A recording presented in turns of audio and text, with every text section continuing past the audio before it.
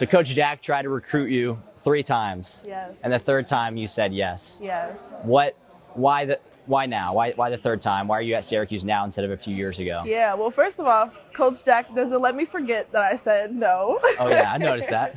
But the 3rd time, I don't know. I think my first 2 years, I know I did not want to stay in New York.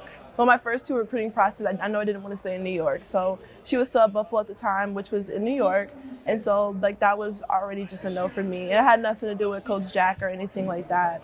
But my last year leaving Kentucky, I know I actually want to come closer to home. Just getting out of the pandemic, I wanted a little bit more support, wanted to be closer to home.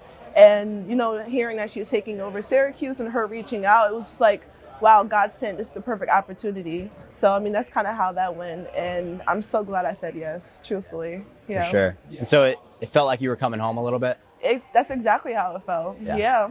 Yeah, that's awesome. Well, I got to interview your high school coach a few days ago, Coach Neely. Okay. And nice. I got to talk to her just about how you were in high school and how that whole experience went for you. So yeah, tell me about high school for you and just outside of Albany. Yeah. How do you pronounce the high school name again? Niskuna. Niskuna. Yeah, we call it Niski. Niski, okay. For sure, yeah. All right, that's cool. So what was that experience like for you? Yeah, Niski was really cool. I mean, it was high school. And to be able to play with a great group of girls, I mean, some of their like primary sports were basketball, but the relationships that we've been able to build were really cool. Like even some of them like just graduated from Syracuse, like Caroline Kelly, like, so it was really cool just to be able to have that experience. Coach Neely was really awesome. She was super sweet. And I mean, we just had a good time playing basketball. We didn't win everything all the time, but the one thing about it is that we had fun doing what we were doing. Like we'd have our dances and singing to the top of our lungs before every single game before we came out.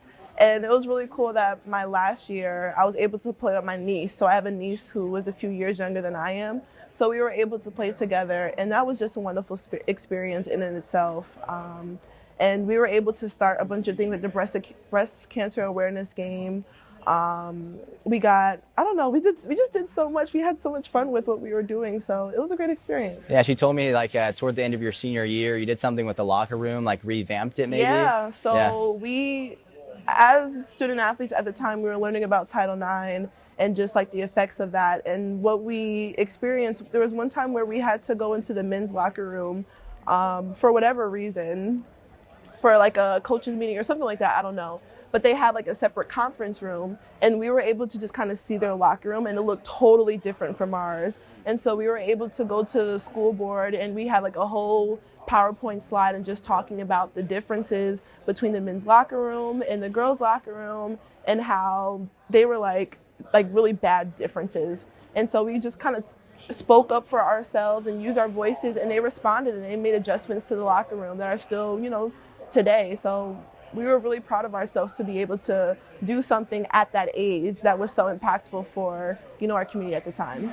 Have you been able to go and visit back and see the locker room now? Yeah. So, I mean, it's been a long time now at this point, but I think the year after I graduated, I was able to come back. And to be able to see the different changes in the locker room was just like, okay, cool. You know, this is good for it. Now we got somewhere to go. But it was really good, though, I will say. Yeah. So towards the end of your junior year, going into senior year, probably starting to be recruited a little bit by a lot of different coaches and teams. What was that process like for you? My junior year and the senior year, well, I actually committed to Maryland, I think at the beginning of my junior year. Okay, all right. So I started getting recruited when I was in middle school. And that was a really cool experience. I will say it was a little bit overwhelming because I had, you know, coaches talking to me, and I'm the type of person who wants to talk to everybody, and I just can't talk to everybody, and like I had to focus on school. But it was really cool getting like all the letters. I remember when I was, I think a junior or senior, like I would get all the personalized letters that had like a picture or something, and I put them all across my wall, and like it was like a whole thing. That's and pretty I cool. Loved it. So anytime like some of my friends would come over, like I just show them, and it was really cool. Yeah. As I talked with Coach Jack earlier, character, athletics, academics, and basketball is kind of your guys' motto, something that she's brought here. I feel like when I'm talking to Coach Neely and some other research I've done, academics seems really important to you. Seems a big reason why you're here as a grad student. Right. I feel like it's a cliche when athletes say like academics above basketball, but for you, I feel like that's true. And why is that?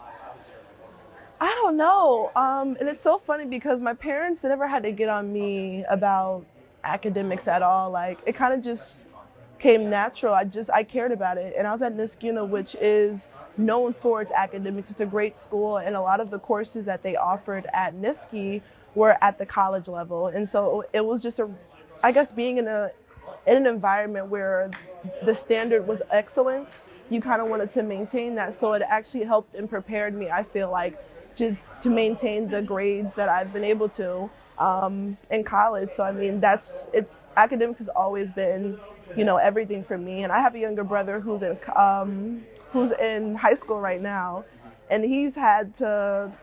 Grades weren't always his best when it came to middle school, but to be able to see how serious he takes it now, and like he's doing better than I did. So like I'm so proud of him. So yeah, I guess it's just kind of in our household, like academics is where it was, because just like how Coach Jack was saying, the basketball stops bouncing after a while, and you have to have something else to fall back on. So that's what, it was very important for us. Yeah, and what's your major here now? So I'm getting my master's right now in entrepreneurship. Okay. At Whitman School of Business. Okay. All right. Awesome. Whitman. Cool. So 5th year, as we talked about, a grad student, you bring a lot of experience for sure to this team. How do you think that experience, or already, how do you think that experience in leadership has helped this team? Yeah, I feel like everyone goes through a process, regardless of where you are and what year you are with basketball. And, me being a 5th year, I remember what it was like being a freshman. I remember what it was like being a senior. I remember what it was like having to sit out. And I think looking back on it, it's like I hated some of the moments. Like I hated not being able to play, but to be able to go through that experience and now be able to talk to Shai or Georgia, who right now is working through injuries and can relate to some of what they've gone through.